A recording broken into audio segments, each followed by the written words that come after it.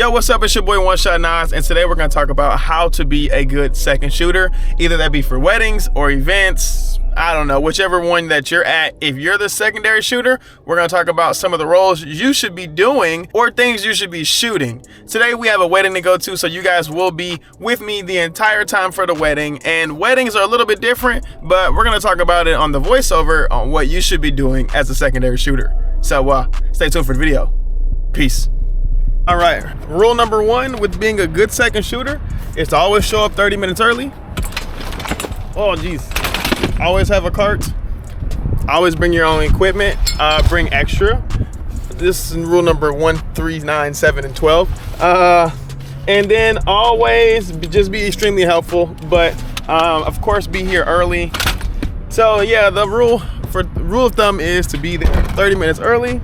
Also, the number one thing you want to do, which I'll give you a small hack to be a good second shooter, is to ask the lead for SD cards. So you don't have to do any dumping. When you get home, you can just shoot, no edits, and go from there. So again, 30 minutes early, bring your own gear, bring a cart, and then ask for SD card. And that's the first thing I will do, is go ask for an SD card from my boy DJ. So y'all about to meet DJ. Follow him at Jet Life Productions. He is fire. See you in a minute. Peace. Good.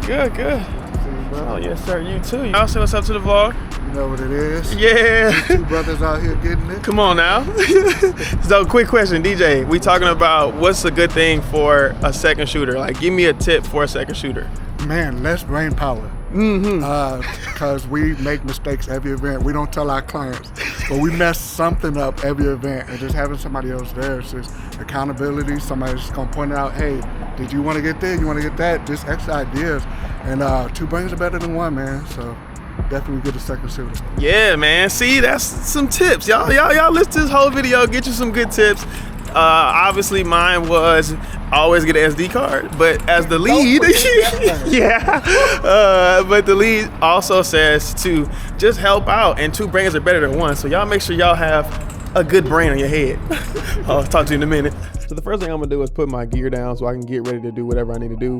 Obviously his gear is already ready to go, so I gotta get mine set up. That's why you gotta get there 30 minutes early. And looking at the venue, it's a really beautiful venue. We got a wedding today. It's a Nigerian wedding, so this could be, you know, a little hectic, but it is what it is. I'm gonna rock the gimbal, the FX30 with the RS4 and the Tamron 17-70. That is my butter event style work. That's all I really use. That's all I really want to use. So the first thing we're going to do is make sure the lead knows we're in 4K 60 or 24, whatever they're kind of asking for.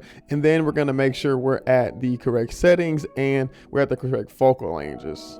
All right, we're gonna go ahead and get started. First thing we want to do is ask the lead, what are we shooting in? And I am shooting in 4K 60 at Cinetone. Some people want S-Log, some people don't. It just depends on who the person is. But as you can see, DJ is touching his light. I am not grabbing the lights because DJ kind of is like, nah, bro, you go ahead and just shoot your BTS. We know we're shooting a YouTube video. So he's like, get your BTS for the YouTube video. But you always want to make sure that you're grabbing the lights. You're bringing everything you can when it comes to hands-on set. You are hands-on set. That is what you're here for. The next thing I want to tell you guys is what you're supposed to be shooting. You're supposed to be shooting the tight angles. Of course, every lead changes, but from every time I shoot, I know I'm supposed to be shooting the tight angles, especially for weddings. As you can see, we have a 70 to like 105 look right here because DJ is going to get the main shots. He's going to get the shots that are 24, 35, and 50 millimeter shots that he's going to put in his edit. But I'm going to make sure I hold all my clips and I'm going to make sure that I shoot tight because we want to get a different angle. We want to make sure that we get a different compression and a different look within the film. And I'll also want to tell you guys to always be on the right side or the left side, extremely close. As you can see, I almost can touch DJ's elbow because I am getting the shot where he would get it at if he was shooting a tight shot, making sure we're on the 30-degree angle of him and getting the 70 to 105 looks. I'm going to talk about that real quick in the video. Most important thing a video shooter secondary should get is a tight shot. Every time the shooter shoots, the lead shooter shoots, you want to get on the 30-degree angle like we were doing the interview, and you want to get on the shadow side first of all and shoot at 70 to 100 mil so they can get a shot that is extremely dramatic compared to their 24, 35, or 50. That's why you want to go like 85 to 100 mil because it is a drastic difference and it will look really good in their edit. So be prepared to be a thinker. So thinking on set, the first thing you want to do is ask them, man, do you already have the details? Did you have like pre-recording already done? Do you have your audio set up? Do you have your light set up? Of course, they probably already do because they're the lead, but this is my time to go and make sure I am double checking all the shots, getting all the detailed shots, double checking lights, make sure they're up for reception, double checking audio, making sure the DJ is already plugged in, knowing what's going on. DJ's probably already did this. Remember, he needs another person to think. I think this is extremely important too, and I think any lead will agree, but if you're gonna be a second shooter, shoot the event like you're shooting it 100%. That's how you end up thinking, you end up giving ideas, you end up being creative. Because if you just shoot it like, oh, I'm just happy, I'm just here, you're not gonna help. You're not gonna do anything necessary. So shoot this event like this is your event.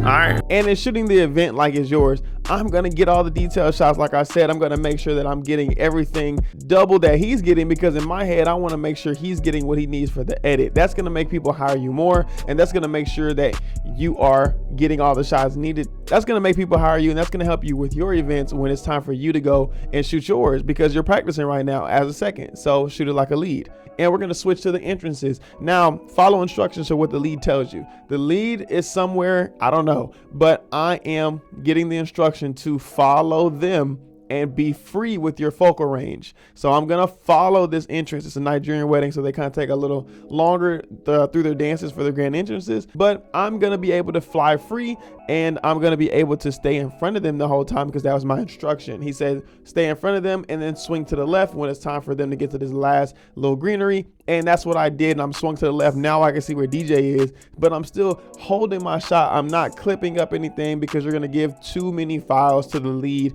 You want to make sure that you're holding your shot and you're keeping the recording going, so the lead doesn't have a million things that he has to edit. As you can see, DJ just kind of popped up out of nowhere. I don't even know what he's shooting, but I know that I'm following my instructions. I see him move, now I start moving. Now I'm gonna tell you about this move that people do when they are shooting with two people on gimbals. It's called a sweep. We're gonna do that in a second. I'm gonna tell you where it is, but I'm still holding that shot. I'm following DJ's 30-degree angle. I'm a little bit more wider because we are in a crowded area. As you can see, I'm flying free, but as I'm flying free, I'm right next to DJ at a 90-degree angle, making sure that I'm getting the subject. If he's getting the mom, I'm getting the dad. If he's getting the whole wide room, I'm gonna get something particular in that room. I'm not gonna get just everything that he's getting. I'm gonna stay tight and stay true to what's going on, because that is what I'm here for. I'm not here to shoot the event as a lead. I'm here to shoot it as a second. So get things that will help the lead. Again, we're going back to another entrance.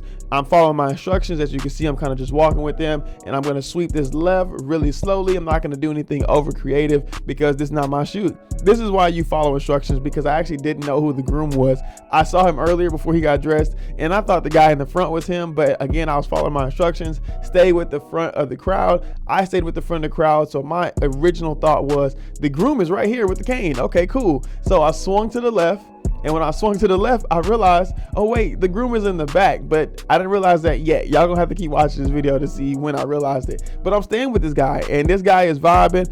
And I told DJ that I stayed with the guy. He told me that's fine, and I needed that. So that's a good thing of following instructions sometimes, just listening to what the person is telling you, because it could add to the edit. Now we have the whole walkthrough, and I'm gonna close in a shot again just to make sure that I'm getting his friend that's having a good time. As you can see, the groom is in the blue and orange. So that's the groom. I didn't know it for a while, but as you can see, he has a whole different set of clothes, and I ain't know that, but DJ was cool. And I'm gonna show you guys what the sweep move is. We're gonna push in together. Boom, we're gonna go over. I'm gonna go over, he's gonna go under, and we're gonna do the same thing. I'm gonna go under, he's gonna go over. The sweep move is when we're doing orbit shots and we don't want to cross each other's paths. As you can see from my camera, I am at 70 mil, but I'm still paying attention. If DJ doesn't do an orbit, I'm gonna orbit to where he's orbiting if he's not sweeping, but I'm still gonna keep my 360 orbit, but I'm going to sweep above him so he doesn't see what's going on. I'm not getting in the A-cam shot. That's the best thing you want to do, is not getting the A-cam shot. If you see me right now, I'm halfing it up. I'm seeing where DJ is. I'm seeing where his lens is going, and I'm not getting in the way. So then we back on the gimbals, and we are holding shots. And again, I am so close to DJ. I just actually bumped him. He looked at me to see if something was wrong, but nothing was wrong. I was just, making sure I'm right next to him. I'm at 70 mil, pushing the lens actually a little bit more in camera, because I'm trying to make sure I get this extreme tight shot for him. If he's at 24 mil or 50 mil in full frame, I'm at 105 on the APS-C sensor. Here's that sweep one more time. But I mean, as you can see, DJ's camera is in the BTS camera because that's how close I am to him. I am not going further. Don't go and shoot something else unless you're told to. Go and stay with this person and rock with them because they are getting the main shots and you're adding to the main shots. You're not getting something random, you're adding to the main shots. So as you can see, I'm kind of following DJ, give him some BTS, but don't do anything extra. That to me, it just ruins the day and you won't get hired anymore because the guy looks at the footage when he gets home and he goes, where was he at? What was he doing? Why he didn't get this side? Why he didn't do that? But we get a chance to have fun. We get a chance to chill if you know what you're doing. And see, I'm even doing it again. Just following this side and it can be the dumbest shot, but get a different look and then get a different shot angle, but the same shot. That's a wrap, guys. So we're gonna break down now. One thing about being a second, don't just leave. The photographers leave, they don't really have that much stuff, but don't just leave. Leave out with the person and allow them to go home. I'll talk about that in the closing of this video, but thank you guys for watching. It's your boys, One Shot Nas. Peace. That's a wrap, folks. We gone. Out that thing, man. Out that thing. Last point about being a second shooter. No matter if your bag's packed, help the lead. They gotta go home to their family too. Come on now. People be selfish. Don't be selfish. That's how you end up getting hired more, and that's how you learn how to hire good seconds for yourself. So we'll talk to y'all later. That's a wrap on this video.